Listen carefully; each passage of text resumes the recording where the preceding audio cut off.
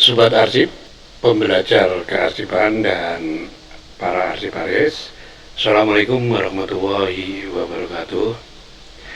Baik, kali ini saya akan berbagi informasi mengenai penerimaan calon aparatur sipil negara tahun 2023. Nah, calon aparatur sipil negara ini CPNS dan P3K ini dan tentu saja dalam penerimaan ini CAASN ini di dalamnya ada penerimaan arsiparis dalam konteks ini arsiparis pegawai negeri sipil atau arsiparis aparatur sipil negara itu.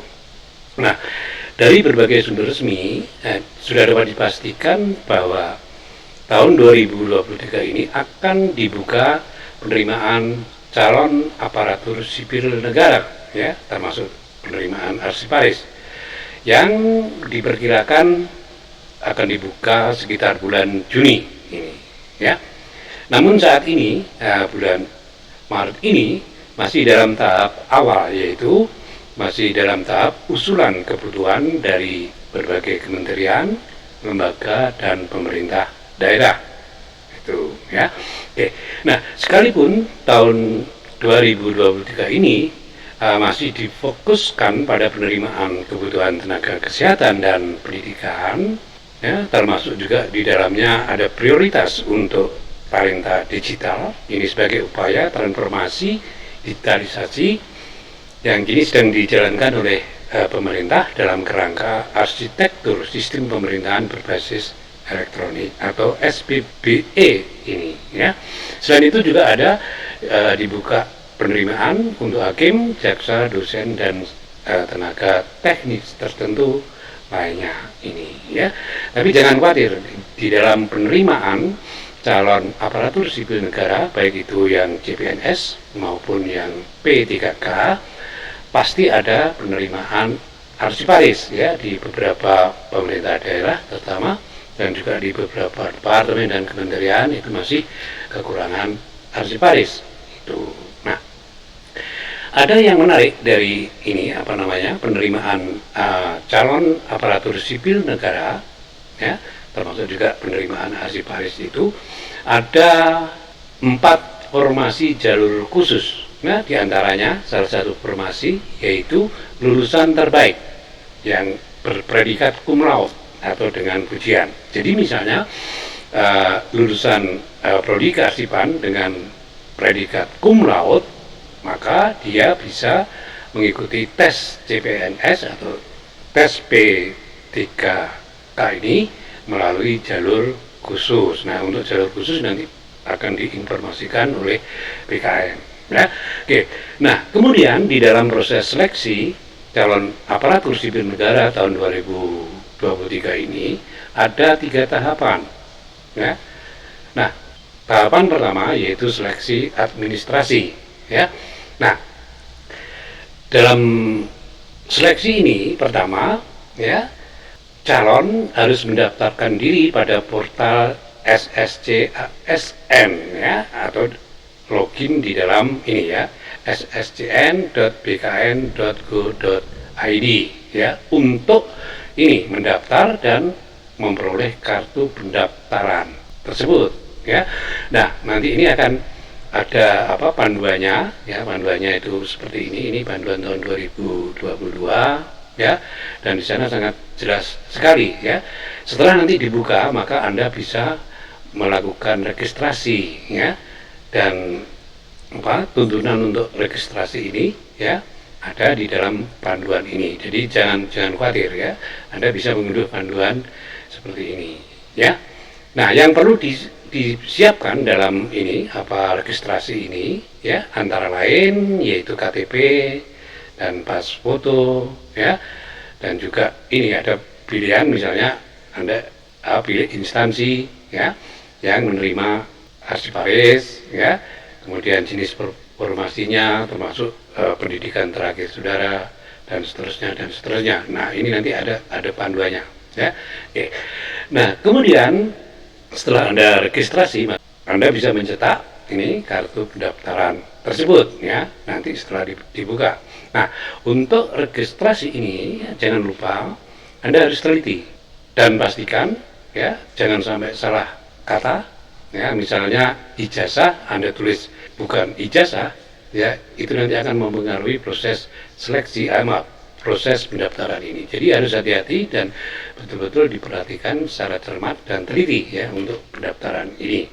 Nah, setelah itu Anda mengunggah dokumen atau borang pendaftaran yang disyaratkan ya oleh instansi yang bersangkutan ya, misalnya di Pemda itu biasanya ada persyaratan tambahan. Nah, yang penting sekarang Anda siapkan persyaratan pokok ya, tadi ada KTP, kartu keluarga, pas foto, kemudian ijazah terakhir saudara ya, kemudian juga ini surat keterangan akreditasi jurusan ya di mana Anda kuliah dan seterusnya, dan juga ini surat lamaran ya yang Anda tanda tangan ini secara elektronik dan seterusnya dan seterusnya. Jadi semua itu harus Anda persiapkan dengan matang, dan ketika Anda menginput data itu upayakan jangan sampai ada salah sekecil pun ya.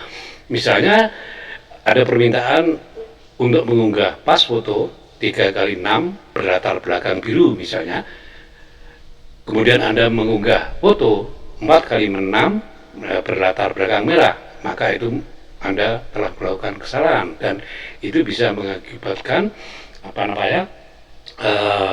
tes administrasi Anda gagal. Jadi harus hati-hati pada tahap pertama ini. Nah, setelah Anda dinyatakan lolos tes administrasi ini, Anda akan memasuki tahap kedua, yaitu seleksi kompetensi dasar. Nah, pada tahap ini ya Anda akan mengikuti seleksi menggunakan ini Computer Assisted Test atau CAT ya. Di sana ada tes intelijensia umum, tes karakteristik pribadi, dan juga tes wawancara ya. Nah, ada satu buku panduan resmi, buku tes CPNS tahun 2022/23 yang ditulis oleh Mas Raditya. Ini bisa Anda beli di online store ya, di banyak online store ya.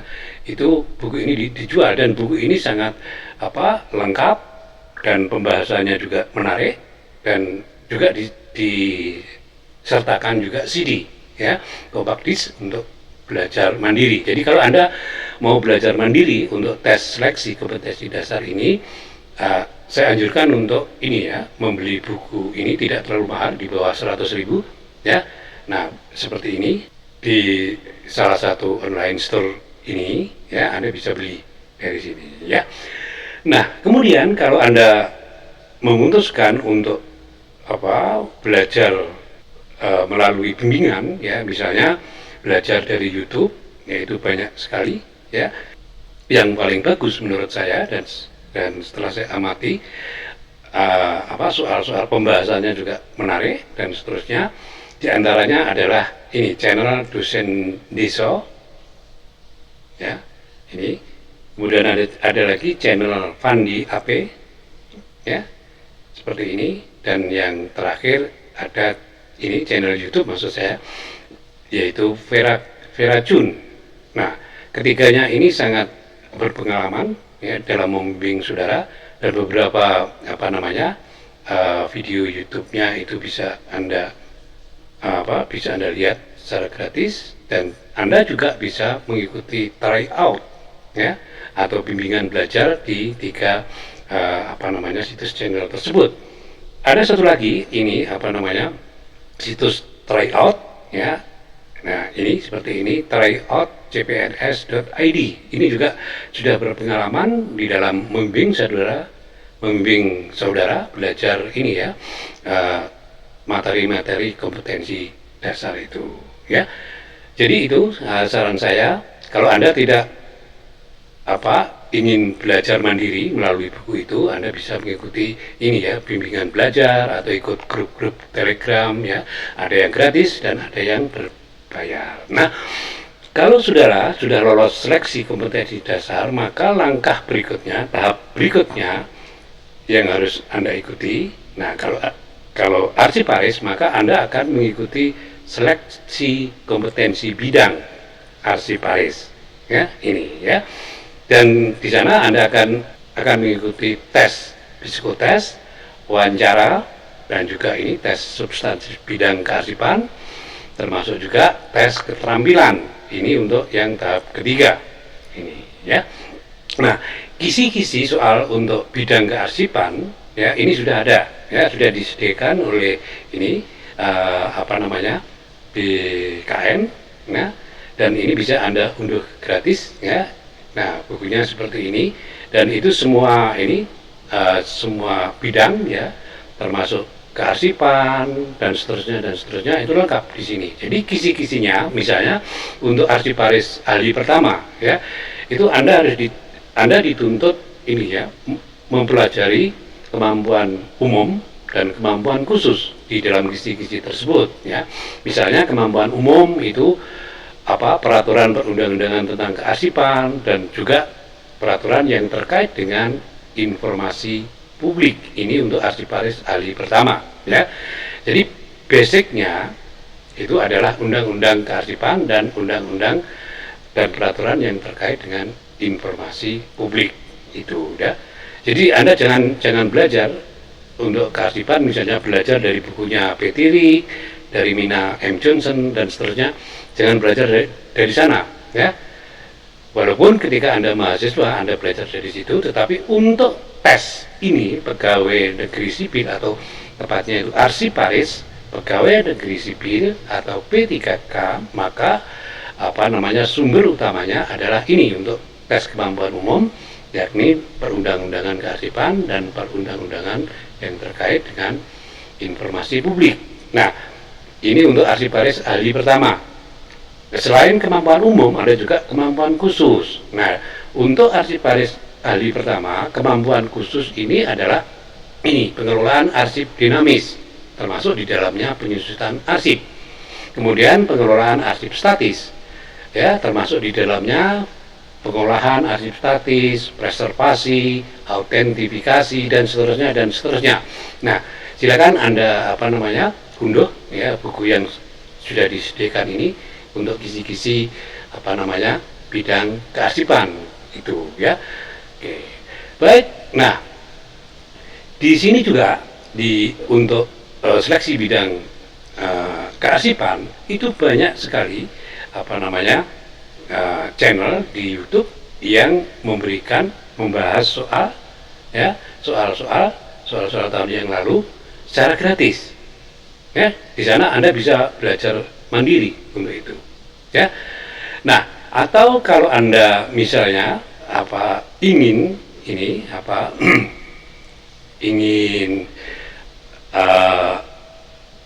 bimbingan belajar atau try out ya di 3 situs yang sudah saya sebut tadi ya, yaitu ini Dosen Deso ya, channelnya Dosen Deso, Fandi AP dan Verakun, termasuk ini tryout.cpns.id. Ini juga menyediakan tryout dan bimbingan belajar untuk bidang kearsipan ya, untuk tidak hanya kearsipan tapi bidang-bidang yang lain. Kalau Anda ingin mendalami melalui tryout atau bimbingan belajar, saya sarankan untuk masuk di tryout yang sudah saya sebutkan tadi ya, karena itu sudah ketiganya sudah sangat berpengalaman sekali. Tapi kalau Anda ingin belajar mandiri ya, membahas soal-soal